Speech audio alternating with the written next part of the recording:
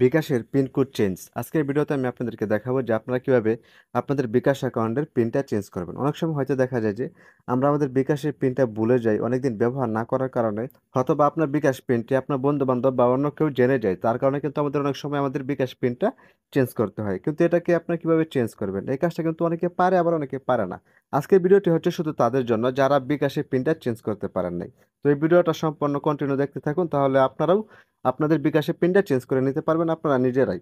তো বিকাশে পিনটা চেঞ্জ করার জন্য আমি প্রথমে চলে যাচ্ছি আমি আমার ফোনের ডায়াল পেডে। ফোনের ডায়াল পেডে আসার পর এই কাজটা আপনারা আপনাদের বিকাশ অ্যাপস থেকেও কিন্তু করতে পারবেন। তো আমি সহজে দেখানোর জন্য আমি ডায়াল প্যাড থেকে বিকাশে পিনটা চেঞ্জ করে দেখাবো আপনাদেরকে।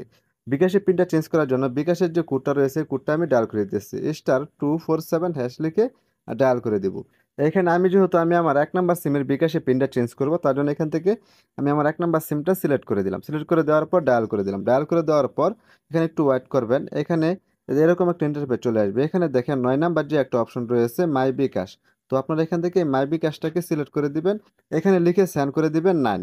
এখানে 9 লিখে সেন্ড করে দিবেন। সেন্ড করে দেওয়ার পর এখানে আরও একটা নতুন ইন্টারফেস চলে আসবে। এখানে দেখেন 3য় নাম্বার একটা অপশন রয়েছে, চেঞ্জ পিন।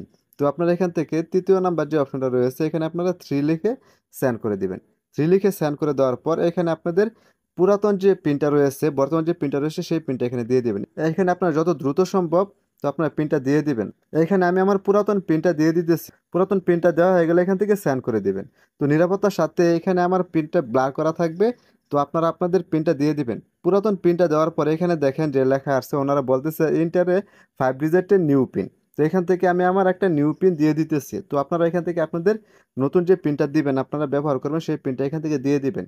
তো আমি এখান থেকে আমার নতুন পিনটা দিয়ে দিতেছি। তো এখান থেকে আমি আমার নতুন পিনটা দিয়ে দিলাম। দিয়ে দেওয়ার পর এখান থেকে সেন্ড করে দিতেছি। সেন্ড করে দেওয়ার পরে এখানে কনফার্ম করার জন্য আবারও সেই নতুন যে পিনটা দিয়েছেন সেই পিনটা এখানে আবারও দিয়ে দিবেন। তো আমি এখান থেকে আবারও পিনটা দিয়ে দিতেছি। দেওয়ার পর এখান থেকে আমি আবারও সেন্ড করে দিলাম। সেন্ড করে দেওয়ার পর দেখেন কি হয়। এখানে দেখেন, এখানে কিন্তু আমার বিকাশের পিনটা কিন্তু চেঞ্জ হয়ে গেছে। এখানে কিন্তু ওনারা মেসেজটা দিয়ে দিয়েছে যে আমার বিকাশের পিনটা সাকসেসফুল হয়েছে, চেঞ্জ হয়েছে। আপনারা যখন আপনাদের বিকাশে পিনটা চেঞ্জ করতে যাবেন, অনেক সময় দেখতে পারবেন যে এরকম একটা লেখা চলে আসবে, connection problem or ইনভ্যালিডেড MMI code. তো এই অপশনটা যাদের ক্ষেত্রে আসে, তারা কি করবেন, দুই একবার চেষ্টা করবেন। দুই একবার চেষ্টা করে পরে কিন্তু আপনাদের বিকাশে পিনটা চেঞ্জ হয়ে যাবে। তো আশা করি আপনারা খুব সহজে বুঝতে পারছেন যে আপনারা কিভাবে আপনাদের বিকাশে পিনটা চেঞ্জ করে নেবেন। তো ভিডিওটি দেখে যদি আপনাদের হেল্পফুল মনে হয়, তাহলে অবশ্যই ভিডিওটিতে একটি লাইক দিয়ে যাবেন। আর আপনাদেরকে অসংখ্য ধন্যবাদ যে ভিডিওটি এতক্ষণ ধৈর্য সহকারে দেখেছেন। আবার দেখা হবে পরবর্তী কোনো নতুন ভিডিওতে। সেই পর্যন্ত সবাই সুস্থ থাকবেন, ভালো থাকবেন। খুদা হাফেজ।